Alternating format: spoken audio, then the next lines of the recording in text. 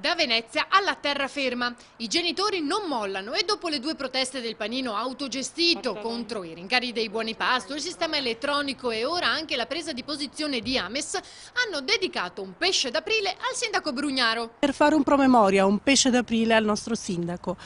Noi vogliamo ricordargli che non molliamo, ma soprattutto che ci dia delle risposte o comunque un incontro, ci chiami per un tavolo in modo tale che noi genitori possiamo esprimere davanti alla giunta, davanti al nostro sindaco le nostre richieste e poterne parlare direttamente con lui. Tantissimi pesci disegnati da grandi e piccini, senza però voler sfruttare i bambini.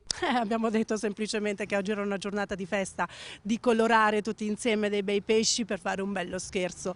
Certo loro non sono sì l'oggetto del contendere, ma non vogliamo certo metterli di fronte a problematiche più forti, più alte di loro. Collaborano con i genitori semplicemente in maniera ludica e giocosa al nostro progetto, al nostro scopo, che è quello di migliorare la loro vita. Quello che i genitori continuano a chiedere senza però ottenerlo è un incontro per far valere le proprie ragioni, ma poter anche offrire il loro contributo.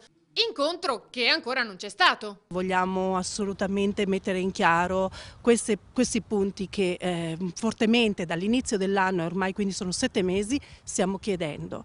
Crediamo quindi che il nostro sindaco non possa ancora rimanere muto come un pesce e che quindi si faccia presto avanti per convocarci e parlare insieme.